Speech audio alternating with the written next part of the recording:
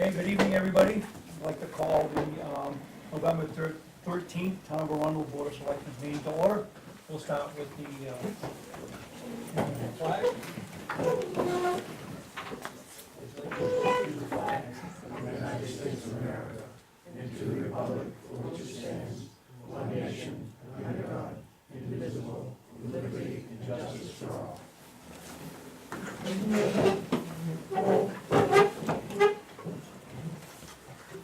Okay, approval of the agenda. I'd like to move the part-time chief's appointment confirmation right after the public forum. That way we can get him and his family off and running. So move. Okay. Second. Any other discussion? All those in favor? Motion carries. So this is a part of the meeting where we're looking for public forum, any public comments on non-agenda items. Is there anybody from the audience that would like to make a comment on any non-agenda items tonight? Very good, we'll move on to part-time chief's appointment confirmation. Yes, Mr. Chairman. It's been several months that I've been working on putting together or hiring a new part-time fire chief. After several months, over 20 applications, a couple processes of interviews, both in the committee, a small committee, and myself. I'm pleased this evening to bring forward to you for confirmation the name of Jerry Bollier is our next part-time fire chief. Presently, Jerry, he works full-time as a lieutenant in the Saco Fire Department. He's worked for us per diem for many years, and he has over 20 years of experience in the fire profession. Along with that, he's also a paramedic, which has helped us tremendously. I found that Jerry's demeanor and his way of communicating with me, I felt very comfortable, and it's with pleasure that I bring forward his name and would seek his confirmation from the board this evening. Any comments from the board? No? Where's Mr. Boyer? Jerry's right there. He'll come forward here. So looking for a motion for confirmation. I'd like to make a motion that we approve Jerry Bollier as our new fire chief. I'll second that. Motion and a second. Any other discussion? All those in favor? One abstention. Congratulations. Jerry's here this evening. I have the town clerk here. She'll do the swearing in after you sign the confirmation papers. And then we'll have a little pinning ceremony. Jerry's wife is here this evening to pin him, and we'll send them on their way. More fun.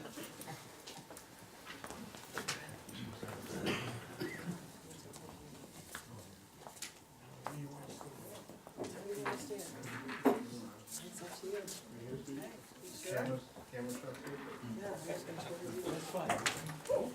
Okay. We'll get you the paper at the end. You're ready to roll. You want to raise your right hand? Okay. Do you, Jerry Bollier, swear that you will support the Constitution of the United States and of this state, so long as you shall be a citizen thereof? I do. Do you, Jerry Bollier, swear that you will faithfully discharge all the duties incumbent on you as Arundel Fire Rescue Chief and Arundel Fire Warden, according to the Constitution, laws of the state? I will. Congratulations.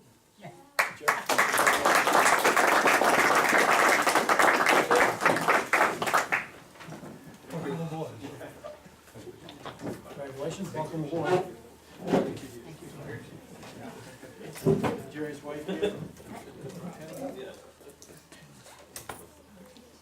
get to do it in front of the camera. There you go.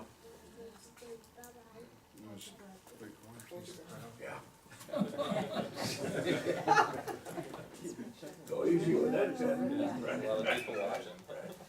He's already given me a report.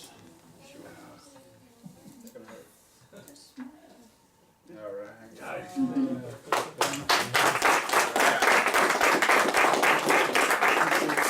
Thank you very much. Nice and. Nice meeting you too. Any Thanks words, guys for Jerry? showing up. Huh? Any words? I didn't prepare. Thank you very much.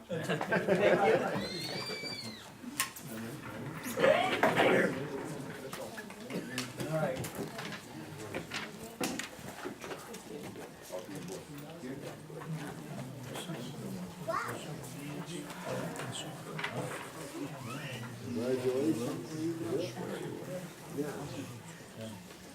Okay.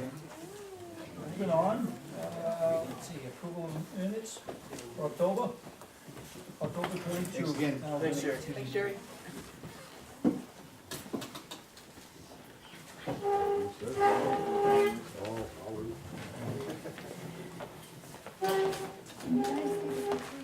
Anything else, I'll make a motion to approve the minutes. We have a motion, do I hear a second? I'll second. Motion to approve and seconded, any other discussion? All those in favor? Motion carries.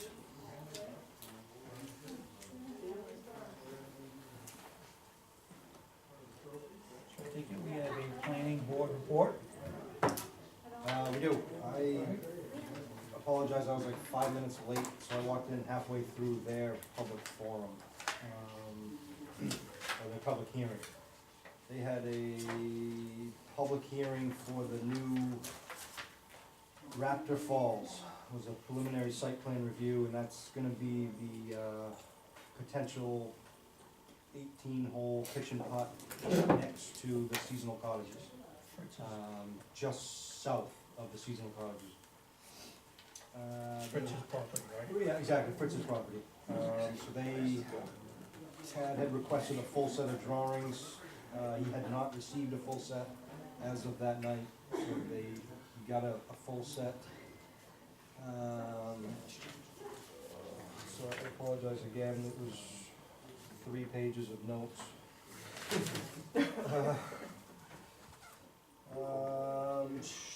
Public hearing, the one thing that was brought up was the buffer between the cottages and the property. There was concern about the dinosaurs being 24 feet tall. I guess there's a proposal for a Tyrannosaurus Rex that's gonna be lit, 24 feet tall. Lighting study met the town standards. Tad had, and the planning board had requested a lighting study be done. Parking spots was brought up, how many parking, paved versus gravel. I think they had come up with 52 or 54 spots total. And they based that on, it was 18 rounds of golf, based on 45 minutes to play, times 3 sets of players, gave them 54 people, 56, and I think they included additional 2 spots for employees, so 56 spots for this gathering. Height, blasting, I believe Joe had actually mentioned something about the blasting. They won't have any blasting done. No blasting? That's what they said. So there was a study, if there was blasting, there was gonna be a study submitted to the board, no blasting. There were 2 letters that were written, one was in support, one was in opposition. The first was the Robity family, they're a cottage owner, I guess, they supported it, their only concern was the lighting and the height of the dinosaurs. The second was the Mullen family, concerns about traffic, concerns about noise, and concerns about egress of that many people parking there on Route 1.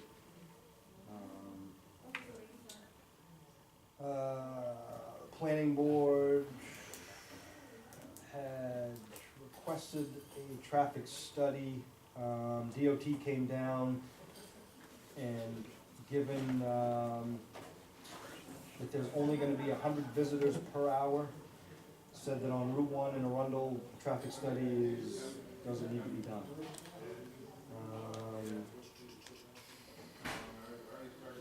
Land use ordinance, 10.5.2.7, again, spoke a little bit on that traffic study, and they reiterated basically 52 spots, the whole 18 rounds does not, DOT, they kept going back to DOT does not require a traffic study. The property owner across the street stood up, had concerns about foot traffic, bicycles, thereof coming from the cottages to the kitchen putt on the Route 1 corridor. Just mentioned that as a concern. That was basically it for the public hearing. Nobody else really had much to say. There were 3 pending applications. The first was Pave Tech. This is actually the first I've heard of it. So, Pave Tech had submitted through their attorney a noise easement. I guess that's been an issue with Pave Tech, is the neighbors have been complaining about the decibels of noise. Rich Ganon, who's the chair of the planning board, brought up the exact ordinance, 5.11, between the hours of 7 A to 10 P, cannot exceed 60 decibels for more than 15 straight minutes. And then from 10 P to 7 A, it drops down to 55 decibels for a sustained 15 minutes. So Pave Tech took that, they realized that they had broken that land use ordinance law, and had submitted a noise easement.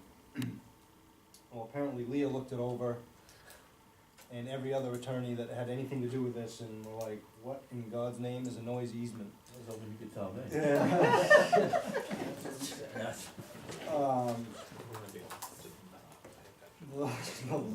The short of it is, the planning board has agreed to a 30-day extension for Pave Tech to create essentially a buffer that will take care of the noise that they are in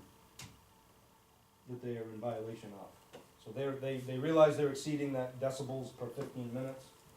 The planning board had given them the 30-day extension. That was met with objection of both attorneys that represent everybody on, was it Machipke Lane or whatever it is, yeah.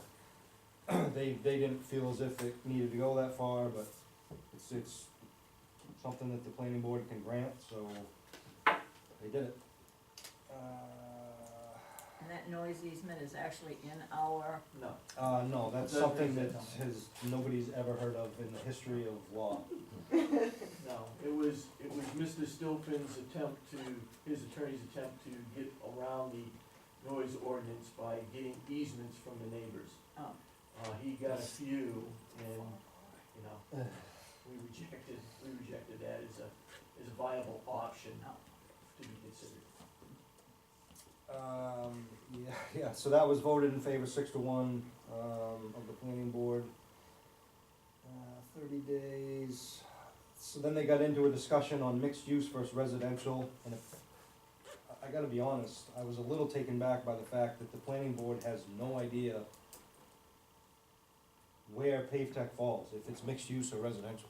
And that was a discussion that they had that night for like 15 minutes, and I couldn't believe that this has gotten to this point, and nobody on the planning board can answer the fact that they don't know if it's residential or mixed use. I just feel as if it's been going on for so long now that would have been hashed out at some point, I would have thought. Yeah, what's actually happening, Jason, is he's looking for an expansion of his business right now. Yep, that I got. Yeah, he's got a grandfathered business there for certain limitations, and he's trying to expand those limitations beyond what is presently allowed. And they may be discussing whether or not the mixed use applies, I'm not sure, I haven't talked to Tad about that, but I will. 30-day extension put them to the 6th of December is the 30th day from that meeting, so essentially, the Stilpen has to come back by the 6th of December with either you're not gonna break that decibel, or you've created a buffer that's gonna knock down the noise. Item 2 was the Raptor Falls plan review. That didn't get that far because, again, Tad had not received a full set of drawings. They did move, the plan that they presented to Tad, they did move the driveway back to the original driveway location. Apparently there was talk of moving that driveway, I believe it was further south, but it sounded to me like it was encroaching the right of way that goes, I think it's Fritz's Lane actually that's there. There was some setback issues, so they actually moved the driveway back to its original location. Septic design discussion, a little bit on that, discussion on parking. They went back to the traffic study.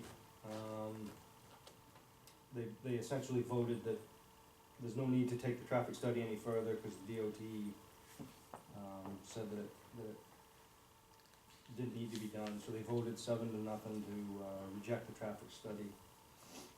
Did they talk any more at all of what the plans were for the buffering? For the dinosaur? Nope. Joe had mentioned something, one of his concerns was, not so much the height of the dinosaur, but the uplighting of the dinosaur. And I don't remember the guy's name who presented it, but, said that the uplighting wasn't gonna be a concern to you from a cottage standpoint, like, it wasn't gonna be bright enough where you would see it from the cottages, was my take on it. There was some discussion on, because Joe has, when you leave the cottages, Joe essentially has to provide a turning lane for northbound traffic to get into the cottages, has to provide a southbound deceleration lane to get into the cottages, and then a southbound acceleration lane to get away from the cottages. I think there's some more details that have to be hashed out on that, because it seemed as if you had like 1,400 feet of lane there that was gonna be created and. 1,100, we have 1,400 frontage, of which 1,100 will be improved with these stacking lanes, acceleration lane, and Yeah. deceleration lane, when we develop the 922 commercial acres. That's what fits that into play. And So there was some concern about traffic turning into the pitch and putt. Yeah. If it's gonna clear Joe's acceleration lane, or if that lane needed to be extended to incorporate the Pitch and putt. pitch and putt, or, so I think there's gonna be some more work done there. Yeah, that could become a cluster right there, right? I think it would be a timing thing, probably, you know, but I think Joe will produce enough traffic coming out of those cottages that it could be, you know, I don't know.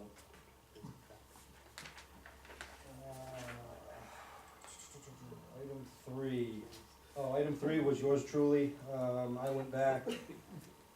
I needed to create in order for me to pull a building permit on my lot 10, which is a log cabin road frontage lot, I need to replace trees that were cut during the whole clearing process.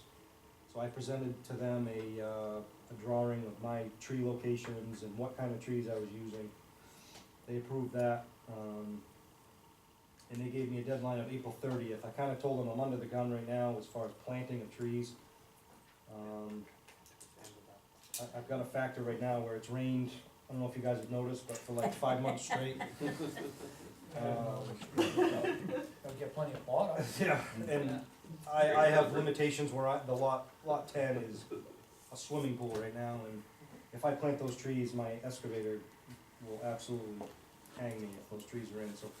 Anyway, I basically agreed with them that April 30th will be my deadline, I'll have the trees in the spring, and they were fine with that, so. That checked me off. There was one new applicant, submission there, I don't know if you guys remember Black Dog Lane off Old Post Road. It was kind of a piece of property in there got sold like multiple times, and it ended up being like a non-conforming lot, and, well, anyway, they're working on creating another lot on Black Dog Lane, and so they presented to the town of a way to create essentially a fix for that lot that's been non-conforming and the new lot.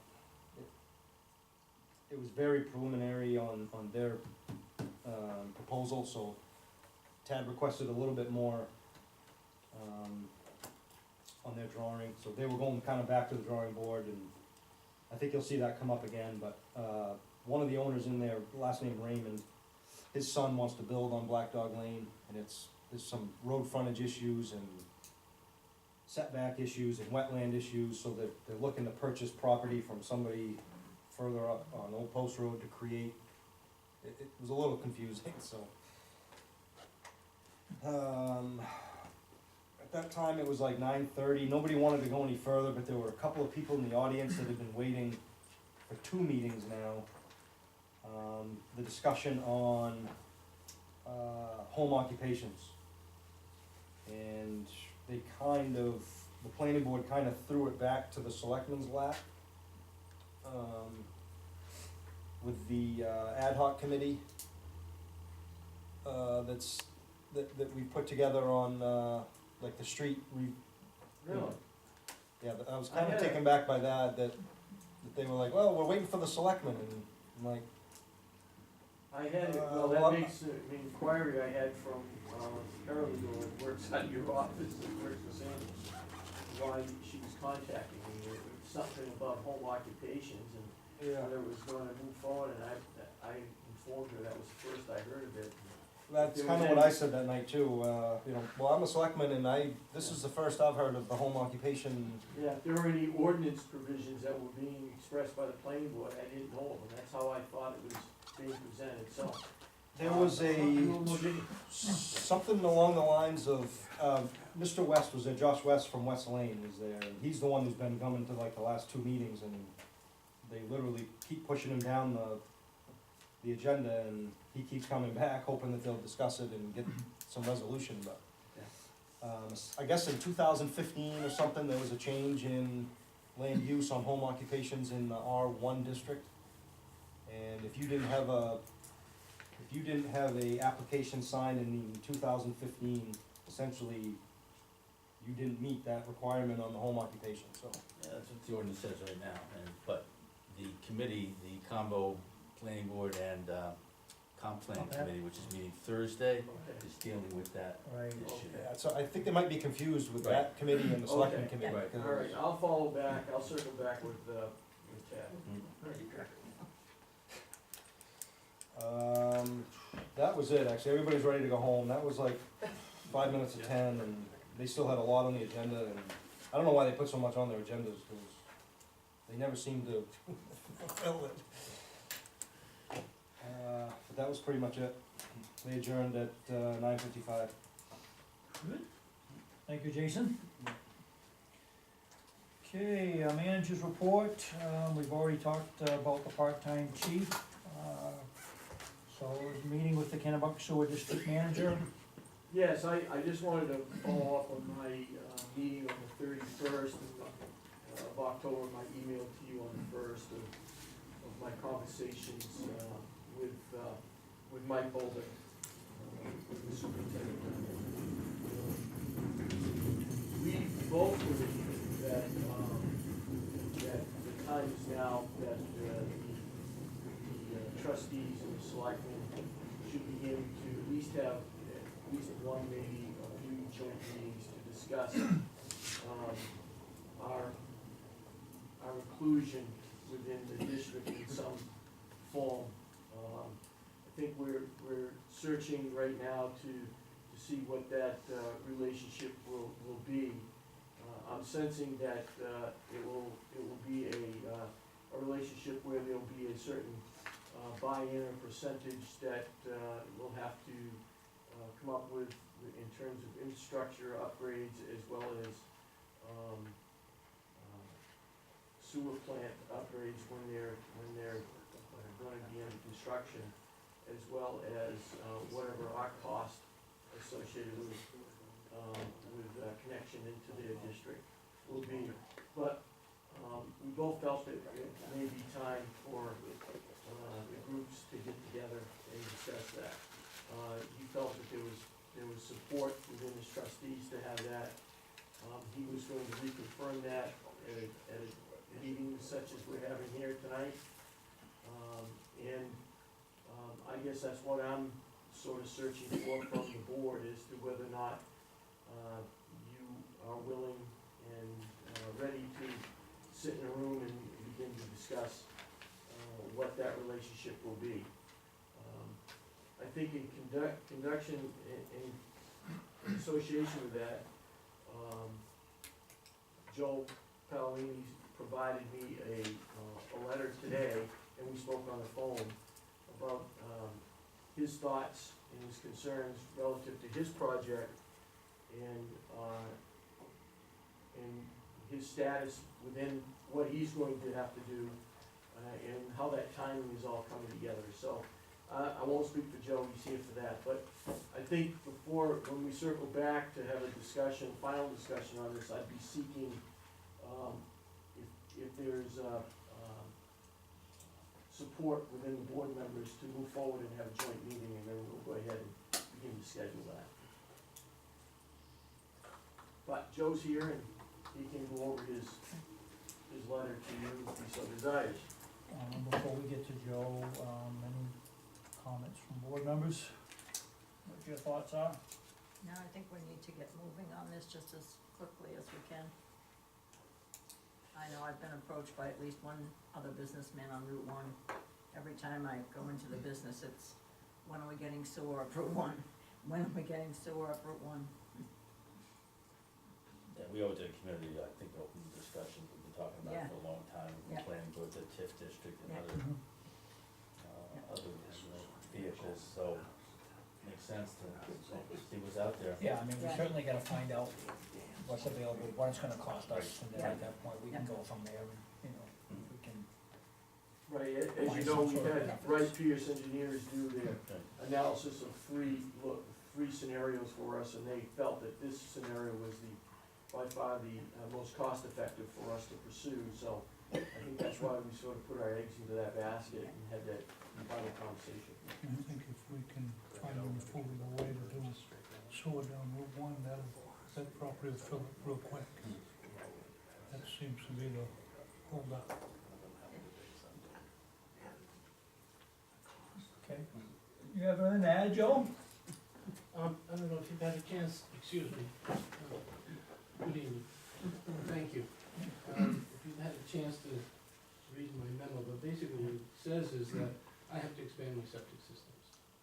And if I do that, and I spend $1 million to do that over a period of time, it's kind of economically difficult to make a decision that says, okay, go spend $1 million to bring up the sewer from Log Cabin Road to our site so we can tie into it. And the reason I say that is because we've done some preliminary work. As a matter of fact, Rick Light, who's our lead engineer, and I have done sketch plans. So we know that we need a minor booster pump station there. So from Log Cabin Road to our site is 7/10 of a mile. And I know that's gonna be $1 million plus or minus. So if I then go and spend $1 million on expanding septic systems, then I gotta terminate that and go spend $1 million on Route 1. It's kind of a difficult situation, but I do have some time. I'm not sure if I have 18 months or so to 24 months before I have to make that decision. Right now, we're doing a study to determine how much water we pump into our septic system and how much longer we can go with what we've already put in place. So if there's anything, and I'm a stranger to the town, I've only been working here, well, 15 years trying to get approvals, but for the last 4 or 5 years. And I'm not here to tell you folks what to do. The only thing I'm trying to say is that I have to spend money. I'd rather spend it on Route 1 so that in that 7/10 of a mile that I'm gonna spend the money to put in place, other businesses can use it and can thrive. Like, for example, right now, that 9.2 acres, I've had key interest by some major companies, but when they look at the limited septic system capabilities I have, they walk away. And these are good companies to bring in here if we could. So, I'm just saying, I have the money to put into Route 1. If that helps you, I'm willing to do it. And then on top of that, let's say that I have 100 occupied units, which right now we're 56, 58, Johnny? And we have another 22 to deliver between between now and next spring, and hopefully we'll have even more by that time. So let's say there's 100, from what I understand, the entrance fee is gonna be $4,500 per unit. There's almost $500,000 that goes back to somebody, whether it's you folks, you're collecting it, or whoever, so that gets to initiate income immediately for these folks. They don't have to wait for Wednesdays and Tuesdays. Then, of course, the people that live there will start spending money because they'll be using the services. We're set up, the way I designed it and the way it's been set up is that because of the TIF and having the $5 million in there for sewer development, we originally set it up so that we can reverse everything. So I can take it and just reverse it, and it gets down to Route 1. So on site, we're set up for it. It's offset. I don't know if that helps or not, but I'm here to do whatever I can to help you folks. What's the time frame that Kennebunk is looking at for their expansion? Have they said anything? Well, they're waiting for the DEP to give them some more guidelines on nitrogen, releases into the Mulson River, which is going to dictate the design of their new system. So when they get those, which they were hoping they would get them soon, we can have further discussions when we meet with the trustees on that. That will help them design and know what the cost is relative to their new upgrades to their system. So I think it's a wait and see game for them, but preliminarily, I think there are other things that we can look at. How our relationship will be developed. Mike and I have had those discussions, but they're gonna be up to the trustees and you and the board members to decide how that relationship will be created. And then we're gonna have to negotiate cost associated with any infrastructure, existing infrastructure upgrades that need to be done For us? to take our flow. Yeah. So, we'll have to have those discussions as well, and you'll have to be a leading role provided to those discussions when it happens, so. I think we're ready to sit and meet with them and begin the next phase of this. Well, I mean, certainly, we need to get moving on this to get some dollar figures and, stuff like that out to the public. I mean, it's between the town municipal building and this, although this, we can grab some TIF money off of this. Right, this will be all generated through TIF. I don't believe that you're gonna be looking to the taxpayers to pay this. I think that was the way that the TIF was designed to be put together. So, the numbers are gonna be very important for us. And then we'll have to look at, as Joe has alluded to, some of the costs that will be immediately brought in as connection fees and then sewer fees as that flow is captured. There'll be money there, but Yeah, that will have infrastructure to in the work out ground, with the pump trustees, stations right? for us, that kind of thing, before it goes across the river will be vital as part of the discussion. Which side of the bridge? I know we brought the line up to the bridge and it was included in the construction of the bridge. Yep. Is that line on Joe's side of the bridge or is it on the other side of the bridge? It's on the eastern side of the bridge, so it's not on the western side of the road. So at some point, It would have to come yeah, across the road. it's either gonna be diagonally drilled underneath the road or Okay, cut, so. that thought just came into my head. Yep. Hey, Joe, Yes, so you said you have like a 24-month window on your septic, your current septic? approximately that, yeah, we're doing some study based on getting water consumption, daily water consumption. And we also, when we have what I call a pump house there. Every day, we count the number of gallons that goes into the system, and we log it. Yeah. So then we have a history. And right now, we're not running anywhere near 50%, even 50% capacity, we're way down like 35%. And then we shut down for 4 months, so it has a chance to just sit there and really infiltrate pretty nicely. So we have, hopefully, what I'm hoping for is the numbers say that we have at least 24 months. So at that 24-month, you have to make a decision, either spend the money on an updated septic or put the money into sewer. You can't have both. Well, again, I have to make a decision at that time, and if there's, let's say that you folks are to a point where you are just about there to do it, then maybe I can, I've been looking at alternatives, and they're kind of far-fetched, but like everything else like that, sound easement, you have to try. Sewer easement? No, I may be able to find another field somewhere for a while. Yeah. So, yeah, if we're that close, we gotta find a way to make it work. Because like I said, I'd rather spend $1 million on Route 1.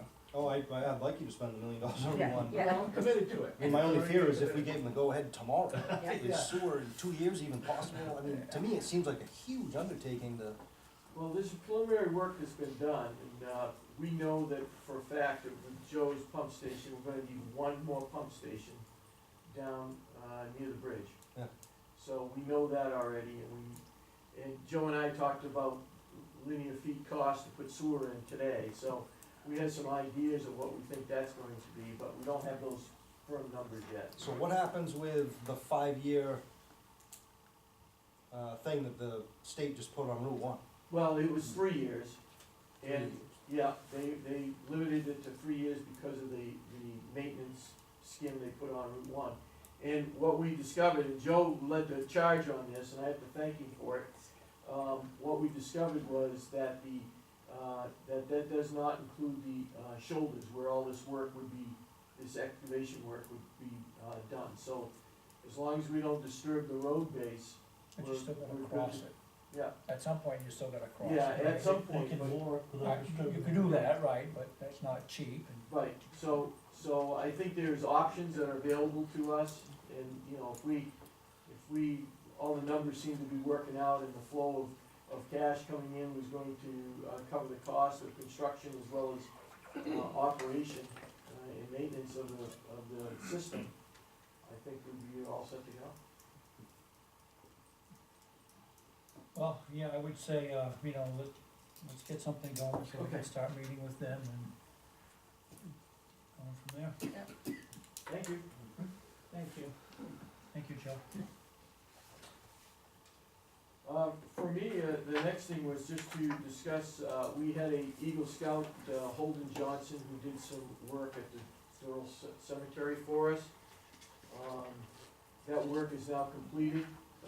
If you have a chance, you can see the sign and the cleaning of the cemetery itself, the new fencing that went around the cemetery.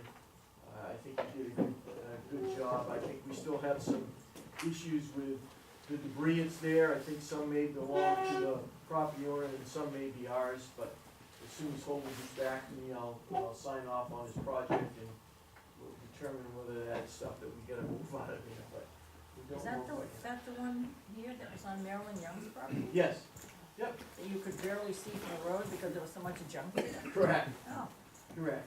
When you get a chance, go by, and I think you did a nice job. We probably ought to make sure that we grab a picture of him and put it in the next Arundel Arrow.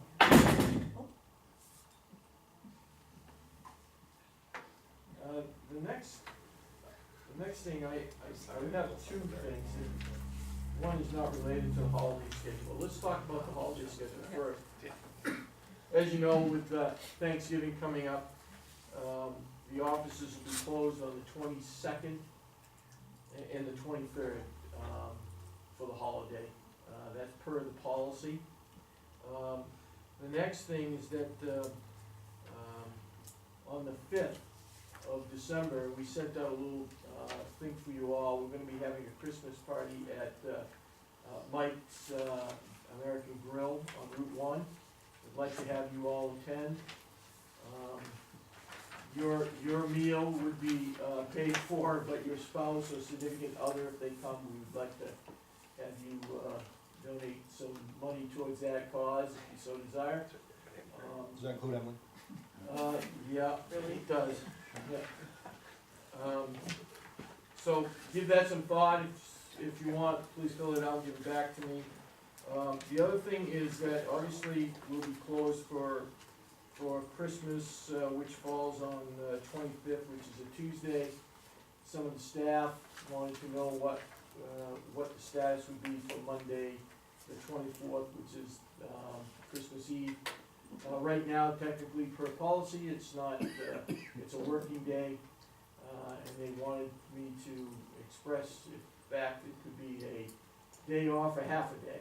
So I leave it up to the discretion of the board to decide what they wanna do on the 24th. So we can be the bad guys here. Oh, I can be the Sure, bad guy. absolutely. I'm pretty good at being the bad guy, but no, they wanted me to express what your thoughts were.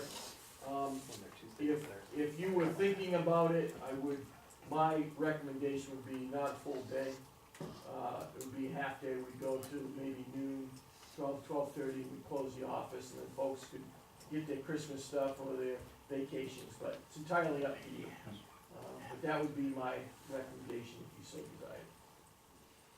I know usually we do a half day, but I think because it's a Monday, I don't have a problem doing a whole day. That way, if they wanted to go away to do Christmas with family somewhere else, they wouldn't have to worry about getting back because we've gotta work a half day.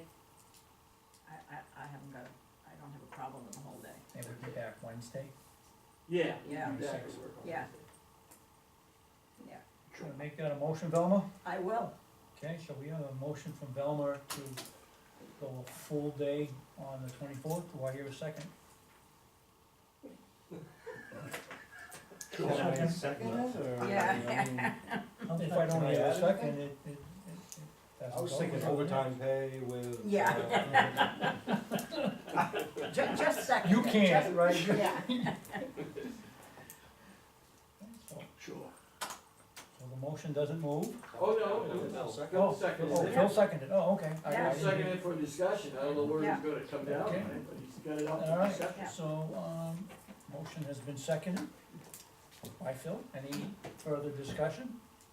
I just think our staff does such a great job down there, and that by giving down, I mean, we're not in the middle of audit season, we're not in the middle of tax season, and I think if we put a nice big sign on the door and wish everybody a Merry Christmas, I see no reason why we can't give them the whole day off.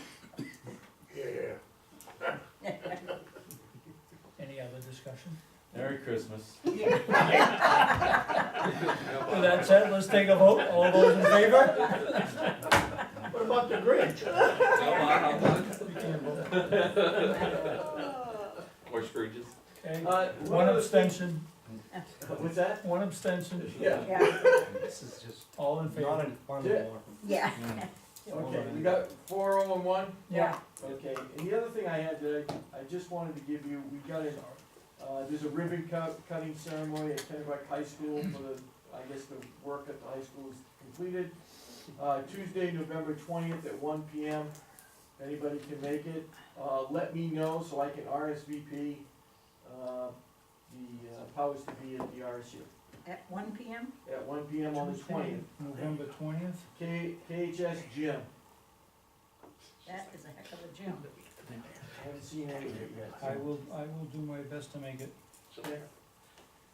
So we're gonna have Velma and Dan, anybody else can think of 1 it? PM. Just one? I'll try. Okay, Jason? Okay. I'll try. Okay.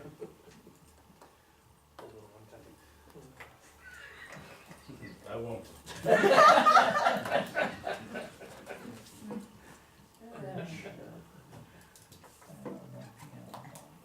Okay, good, thanks, that's all I had. Give me a second here. while I put some of High school. We didn't use that thing. that. Okay, very good. We got all of that taken care of. What time is that? 11? 1 o'clock. All right, old business. A discussion about Fort City Architect. Where are we with that? Yes, I can fill you in, I've let both, Jack know and Dan know, because they were part of the, team as we were meeting with Port City after our discussions with the committee and the issues that were risen. I have yet to get back a proposal for them, so at tonight's meeting, I would, not be making any, movement forward with a proposal for you to discuss and perhaps sign. What I did find out by talking with Rita today is that it will be forthcoming, the piece on the flat rate for their services will be etched in stone. That is exactly what it will be, as we discussed.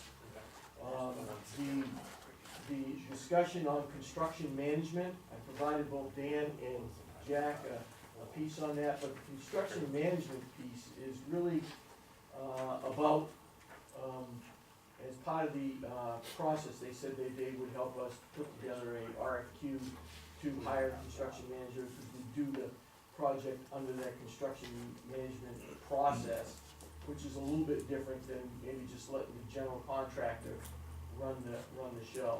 But it's distinctly different than the clerk of the works, which I found today. Clerk of the works would be, if we hired that person, would be somebody that would be there exclusively looking at whatever is being done and reporting back to us, based on that, if you wanted to hire a clerk of the works. So, construction manager is, Couldn't you do the same thing? The He could. construction manager? Yes. Right? I mean, that could be part of what we go out and say, this is part of what we want you to do. Yeah. construction manager could do that, so I don't think that would be my thought, that would be a need for a clerk of the works, a construction manager.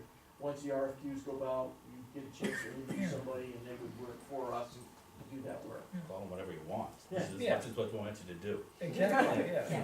Right. Clerk of the manager. Yeah. Clerk of the construction. Indicated, she also indicated to me that the issue on mediation that we discussed will be part of the, I guess they have an AIA standard boilerplate contract that they will develop, that will have the mediation process in it. So we'll get a chance to look at that when it comes to me as part of the proposal.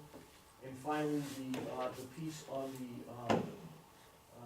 the Excel spreadsheet and the numbers that were there, she only provided that as part of the proposal to give you an idea of what the additional cost over and above what their cost would be, could be. Not that it will be, Right. but could be. Yeah, I So, mean, we had that discussion when we talked about it, we said that this is just just that's all it is. information to, And she reconfirmed that today Yeah. on the phone to me, so Okay. I was, on talking to her today, I thought she'd have the proposal at least so we could have a look at it today before coming to you, but it didn't come in, so, my thought is as soon as it comes in, I'll get it to Jack, we'll have a discussion and then bring it forward to you as soon as possible so we can have further, talks on that. so I think I get, we could expect something for the 26th then, well, yeah. yeah, we better. I hope so. Yeah, Yeah. we should have it before then, but I can get it out so you guys can look at it. But I think that was all the things that, unless there was something I missed, I thought I touched them all. I got a chance to read this a little more carefully, and just a couple of things I'd point out to them, on page 3 of this. And Okay, this is probably just because this is a boilerplate or something they use most often, but they're talking about construction documents for architecture, engineering, elements and finishes, both the new addition and for the renovation. okay, yeah. That's something else they're working on. I was really confused about And when I looked at this carefully too, it says Right. they're gonna complete the work by, Yeah, we caught that too. okay, and they're not gonna start to get bid documents until February 2020? Yeah, If we get an approval in June of 2019? Right, they thought going to bid, have the bid documents ready to go, and that a winter bid would give us a cheaper cost. Right. They're not the only ones that have said that, weren't you? And then we'd be ready to go in the spring. But why couldn't we get the documents together before Oh, I think February? we can too. Oh, yeah, that seems like Yeah. a long wait between Or get the approval and- documents ready and then, but beforehand, but we go out with the bid. and- Right, I mean, that's, I Gotcha. don't see why they have to wait until February. for the Yeah. documents. Yeah. That's all I have on that, I wish I had more, but as far as we got. Well, we're certainly finding out that there's a lot more to this than we kind of initially anticipated, but we're all learning, so it's good. Okay. So, you get some information for us on the intersection of Brimstone and, Yeah, we met with Steve Blake from BH2M. Terry was there, I was there, Roger was there, and Raymond Cressy, along with the owners of the golf course. Yep. They were all there, and we discussed with Steve to put together a concept plan. And so what you have before you right now is concept plan number 1.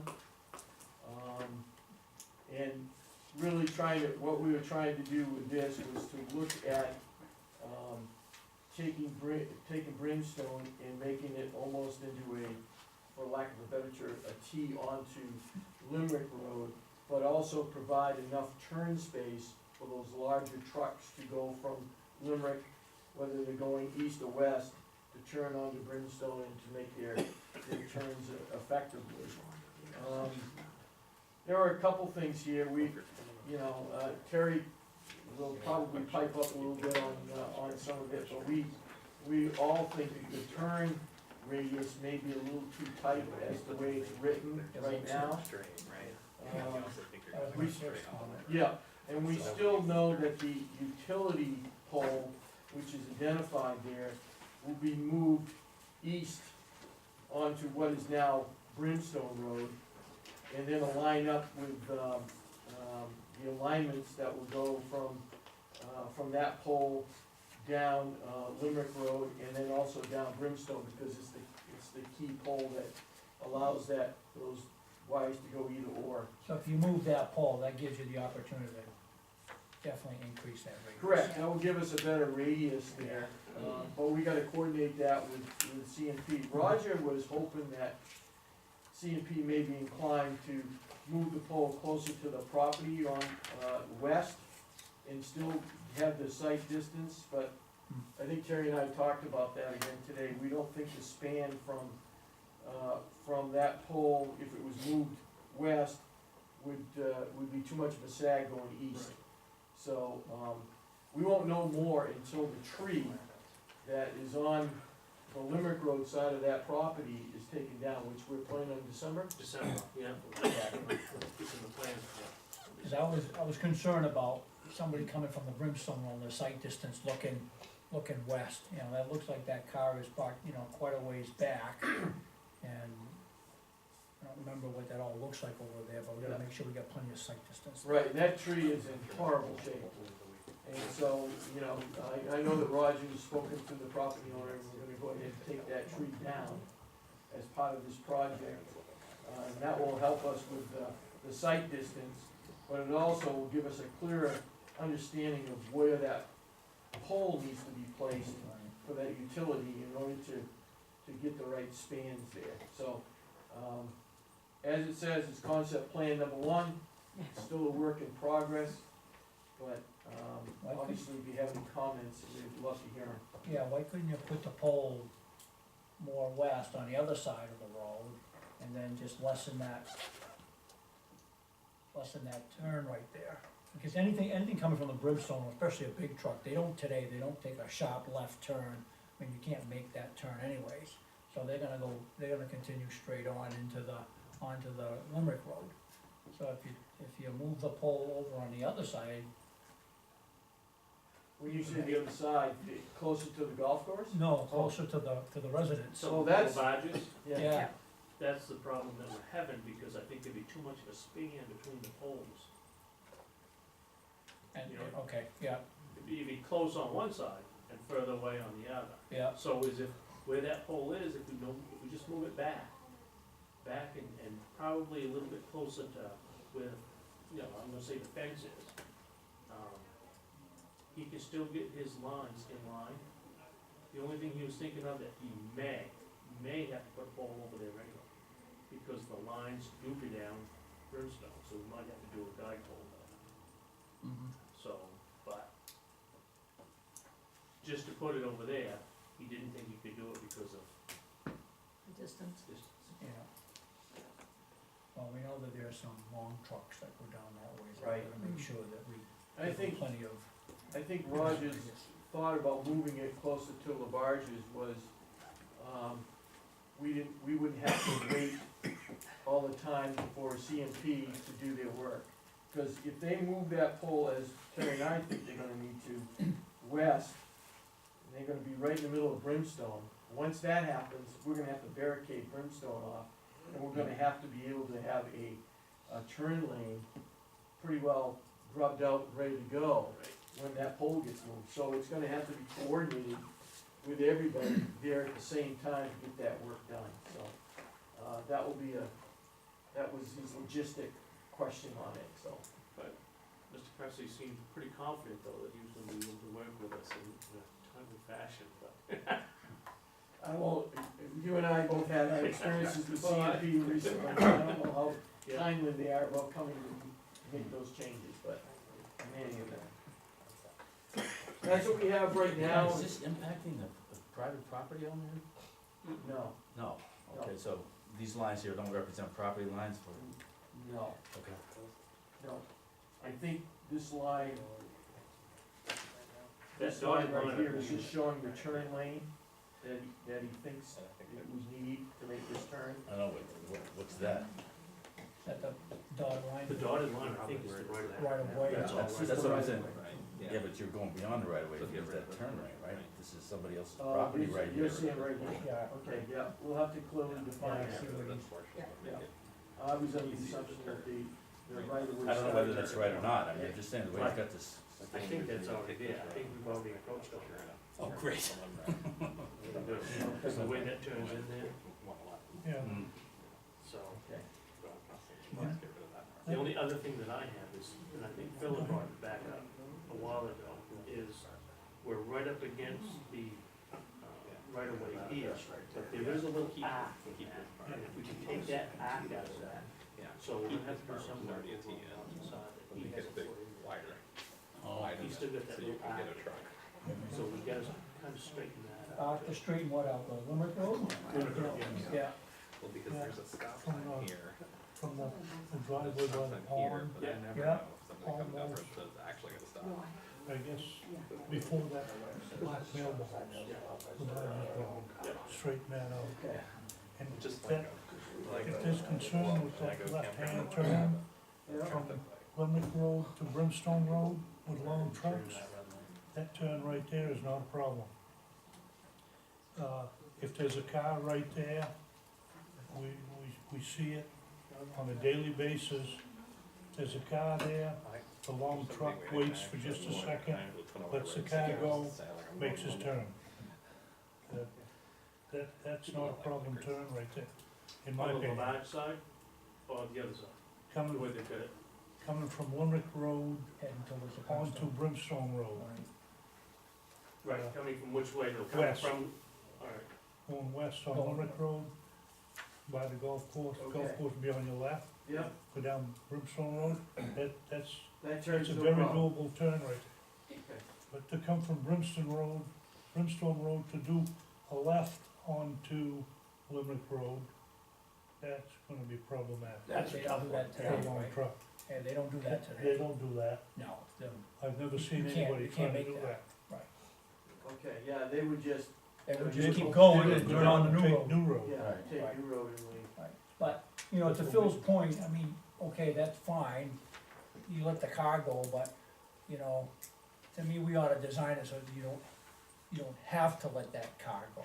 I think there's room there to shift that a little bit, so, you know, too often, you know, you look at something on paper and geez, it looks good, and then, you know, Bedford Crossings is a good instant, you know, on paper, it looks great, but you get in there and it's a total cluster, you know? I don't want that to happen I here. think when that utility pole was moved, what were we thinking that night, that day up there, 150 feet? Was it that much? Or was it almost to his entrance to the exit to the golf course parking lot, wasn't it? Or was it closer?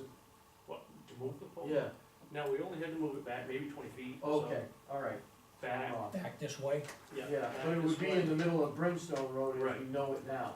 And that's just about what it would be, right in the middle of Brimstone Road. right, but that's not what this shows here, right? Right.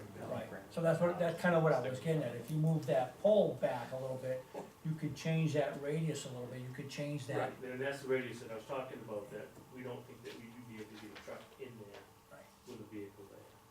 I mean, you think you can? Coming from, Coming from here, right, the way they've got it, coming on, see mine shows a little bit better. See it's red, yeah, see how tight that's gonna be?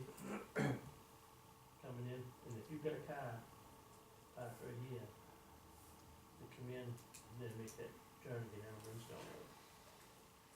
I think that this here would have a little Right. bit more, you know, still bring it out to a T, if, but need a little bit more room in if, here. if there's room in there to take more, that's fine.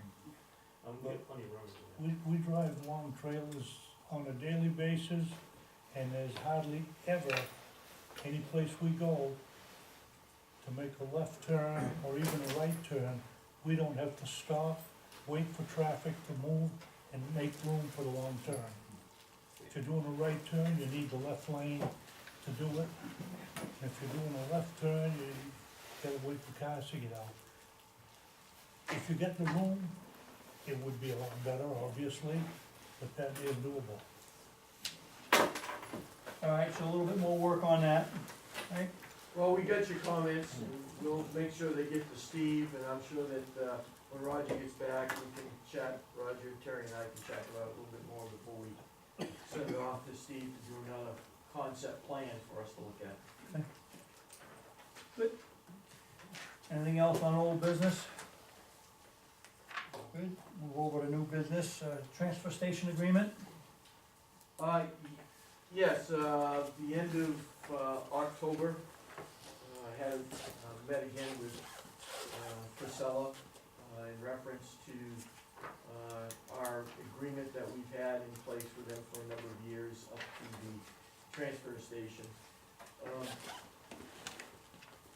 I guess, the way I look at, our relationship with them is been this agreement was done way before I got here, and I think it's a rock solid agreement that the town has had with Casella.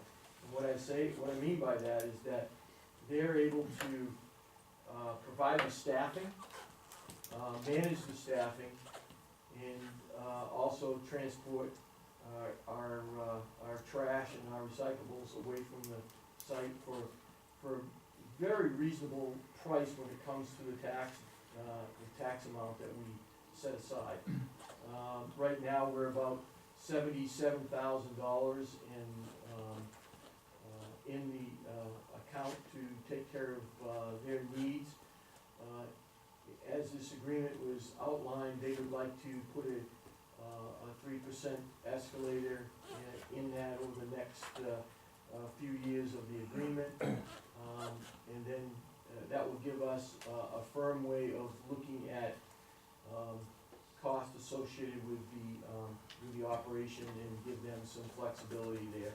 A couple other things is that, as we suspected, you know, their recommendation to us is to increase our waste fees from 7.3 cents to 12.5, I think it's 12.5 cents, a pound. And to also begin the process of having a cost for recyclables, which is 0 now to 7 cents, so, oh no, it's 12 cents, I'm sorry, and then 0 to 7 cents for recyclables.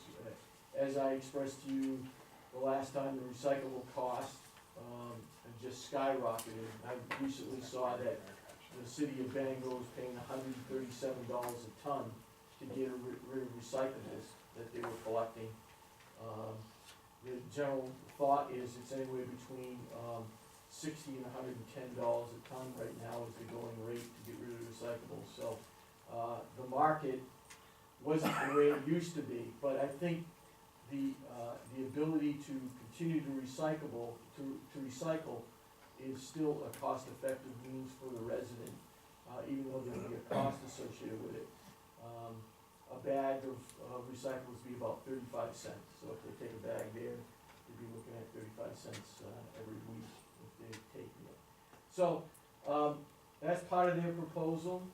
The other part is, that they would go ahead, we have a 27-year-old compactor up there that's on its way out. It's been, this past week, I talked to Terry, this past weekend, it worked fine. So, we didn't have to have staff up there crushing any cans down. They would go ahead and purchase this, and at the end of, the agreement, for $1, we would own it. So. If we lease it. Yeah. But it's cost us almost 1.5 times as much to lease it than it would be to buy it outright. Correct. Yep. But we could roll it into the cost. Right now, the amount of money that is in the budget, I have $90,000 in there, so, if we agreed to this for the upcoming last 6 months of this fiscal year, there's enough money in there to pay for the additional cost plus the monthly amount, to get the compactor, set up and running. So, this is their proposal agreement to us. I'm not quite sure how you would like to move forward. We can do a variety of things, but I think it's a good deal, something that we've had an ongoing relationship with them. I think it's a solid one, and I'd like to see it continue. I do have a question. So, they would like us to go to 12 cents a pound. What if we say, we're gonna go to 10 cents a pound, does that change any agreement with them? Does that change what we pay them? Yeah, it would change. They would have to go back and reassess what the additional cost would be to the town for the services. Right now, they're proposing to go to 83.2 annually, where, right now it's 76,777, and that's been 76,777 since I got here. So, it's been rock solid, for a while, so. I mean, I certainly think that what we're getting today is a great deal, there's no doubt about it. I just, from a perspective for the townsfolk, now we're, you're not doubling it, but it's a good jump, and even still at 12 cents a pound, it's probably still a pretty good deal. It's but- been 11 years since you've changed any rates to the taxpayer. I think you've done an excellent job to keep that down. Now, how are we going to do that with the cost? I mean, now they have the punch cards that, Right. would they have 2 different punch cards, one for trash, one for recyclables? I don't know, we haven't figured out the logistics quite yet, but, they also take cash there. Yeah, I pay cash all the time. Right, and cash seems to be, Casella and I spoke about that, we think it's a tough thing, to have employees handling cash on their own up there. Yeah, I think manage it's a ticket for disaster, Yeah. Casella agrees. Yeah, I So- read in there that they Yeah. don't like the cash. Right, so if you agree to move forward with this agreement, they will go ahead and spend the money to put internet access. They wanna get a, swipe card up there, something where people can pay on the card, on their debit cards or whatever, and try to eliminate the cash altogether from being collected. They may not totally eliminate it, but, I think that a lot of people I like that. use their debit cards, I know I do. And if I had to go there and swipe a debit card, I'd do that, easily, so, that's something they wanna institute. Do we need 2 scales up there? I don't know, I don't think so. I wouldn't see the need for Yeah. it. I mean, I No, think they because could it's still, our weighing recyclables along with trash? yeah. I think they could still manage it. Yeah. Yeah. Would we still have the punch cards that you could buy at the town office for people that didn't wanna use their debit card? Yeah, I think we'd have to look at that punch card system, I guess you guys really like it, I'm trying to find the merits of it, but, it's been around for a while, people are used to it, and, I think it's something that we should just continue to operate until somebody tells me, if it ain't broke, let's not fix it, let's use it, so. Yeah, to your point, I think we just have to figure out how those logistics would work. I don't use the punch card, I pay with cash. Charlie uses his punch punch card all the time, it's right in the truck. The credit Yep. thing would work out really good, so. Yeah. So, I mean, what's the board's thoughts on the 12 cents a pound? I think users ought to pay. Those taxpayers who don't use it shouldn't bear the burden, so I would, Yeah, you know. 12 cents is, I think, very reasonable. and they know we're gonna start charging for recyclables. Well, Kennybunk does it now. and- everybody's doing it, I think it's Yeah. gonna be a, you know, right now, you know, with the transition to the stickers, we're hearing a lot of concerns about how many stickers we're giving per household. Yeah. Where the stickers go, I don't wanna put it on my car, I wanna put it on the back, I want it on this, what happens if I go and, use a neighbor's vehicle? So we're still working those things out. When we begin, if you said, yes, let's move forward with this, when we begin to inform people, which we have well over a month before it would kick in, to get more information out there on that there's gonna be a charge for them. As Archie tells me from Casella, you'll get a lot of complaints for the first 3 weeks, after that, you'll start to do it now.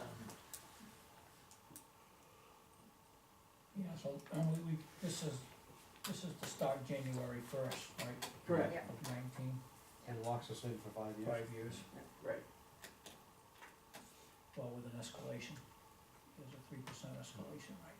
Is there something that- in, I'm sorry, That escalation is just not on the price per pound, right? That's No. what we pay them. No, Yeah, what we okay. pay that, yeah. Sorry, Don, okay. oh, okay, so that, if the price, if all of a sudden the market opens up for the recyclables, and they're making more money on the recyclables, we're still gonna get that 3%. We're gonna get 3% on the cost that we allocate every year, yes. That's a basic cost. They send us a monthly bill for just over $6,300 a month right now. And it'll just go up and it will be our charge for them to operate the station. They man it, they truck it, Yeah. they They get rid of pay it. everything, Yep. yep. I think that's a pretty good deal. I think Yeah. it's a very good deal. You need a motion from us? Yeah, it'd be What about nice. James's question about whether we should purchase the compactor outright? I think we'd be crazy not to. I mean, You'd pay 22,800 there's versus a merit 16 there. now. Yeah. The issue is, where do we get the money? You said you had 90, right? I had 90. I don't think I got enough to pay for that right out, right? I can do the numbers and find out. That's what we raised last year, and that was based on what it I- would cost us, our basic monthly Yeah, I charges. had for 90 the in year. there, and if you've noticed, since I've gotten here, I've ratcheted that down. Yeah. Because we were never spending all that money, there was over 100,000 in that at one point, and I've been ratcheting down to catch up with what we actually spend. So, that's why I would propose, Leasing lease it, to own, yeah. What do we But- need to do to? He's right, Mm. or Oh. maybe I go back to them and say, I hadn't heard I of may have, I know I've got some extra money where if we gave them a lump sum in the beginning, and then budgeted it next year for the remaining lump sum. Yeah, I'd rather purchase that right Okay. outright, Yeah. figure out a way to do that, Okay. and lease it. Yeah. I think that's the smart thing to do. Okay, I think Well, I have. the only other issue with that is if while leasing it, I assume they maintain it. Right, Once we own it, you maintain it. right, Is there a warranty with What's a the trash compactor? yeah. I would think there would be. Yeah, Philadelphia Tramway is a very reputable company, I'm Yeah. sure there's a warranty on it. You guys pretty much do most of the work on that now anyways, right? With what we can, but otherwise of that, we have to sell it to and do. Right. They've done electronic work and Right. some pump work and stuff like that. I mean, some of the motors we've changed and stuff like that, but the hydraulic ram we've changed. So what's yours and Roger's put on this as far as leasing versus buy? I mean, that's up to you guys. I mean, I understand it's up to us, but I mean, but I mean, what's, I do agree with you. I mean, this saving a lot of money. We could find a way to purchase it outright. But to Tom's point, Your warranty Now probably will you be gotta over work a it. year. No, I don't think we'd be doing that. yeah, So But those, then the next 4 years, But, how much maintenance Yeah. is there gonna be? Shouldn't be. for us to pay. I was just gonna say, I mean, it's gonna be a brand new machine, it shouldn't be that much. Yeah, this one lasted 27s. Right. So, I mean, Yeah, there shouldn't be a whole heck of a lot. Yeah. Plus your hydraulic pumps and electric motor, that's Yeah. about it. Plus, they're gonna, on the Relays. older one, Right. they're gonna redo that and, you know, do a lot of maintenance on that to get that up and running good. Right, So, that was part of the package too, they're gonna do some maintenance on the existing compactor, make sure it's up to stuff. Well, I think we ought to try to find a way to purchase that, that's just, that's my put, somebody wants to throw that in with the motion along with moving ahead with this. So you've got Uh, $14,000 extra. 90 minus 76 is 14 grand. What can we move fund-wise? 10% of each line item? Is that? But five. Yeah, 5%. if we need it. But I think that Archie is a pretty reasonable guy, if we have a lump sum amount this year and then budget the remaining of it within the budget next year, then we'd have it paid Yeah, for. Ben, he'd go for that. I think he would. Yeah. Why don't I try that? He'd go into it, Ben. Yeah, no interest. Archie's been good like that before. Yep. We did something with him before, I think. I think so. Okay, so I'm looking for a motion from the board. Oh, I'll second that. So, Jason so made the the, motion. so the board is to to up the agreement. Yep. To reissue the agreement, and to look at another alternative in terms of, instead of Lease lease purchase. to own, to see if we can work out an arrangement to, Purchase outright. now, if they say no, do you want me to come back to you, or do you want me to move forward with another alternative? where could you find 6 grand? You'd have to come to us anyway, right? Oh, yeah. Why don't, You want me if to we finish? have, if they say no, it has to be a lease, why don't we have a provision in the lease that allows us to buy it out next year? Okay. Gotcha. Yeah. Yeah, I like that. Gotcha. Yeah, then we'll Okay. pay, then we'll end up paying They'll buy it. 17,000. That'll do it. Yeah, no. Or the rest of I that. got it. Okay, so we have a motion and a second, any other discussion? Who made the second on that? Oh, No. I did. Okay, thank you. All those in favor? You can vote on it. Yeah. Oh, we have is accounts payable tonight too. Yep. We don't have payable. So move. A motion by Jason, Second. second by Velma. Any other discussion? All those in favor? Okay. Anybody got anything else? Meetings are way too long, Dan. Speed it up. I got nothing else to do. Motion adjourned. Have a motion to adjourn by Jason, Second? second by Phil. No discussion, all those in favor? Adjourn at 8:17. Thanks. One more item. The light, limit, and new road Yep. lasted about a month.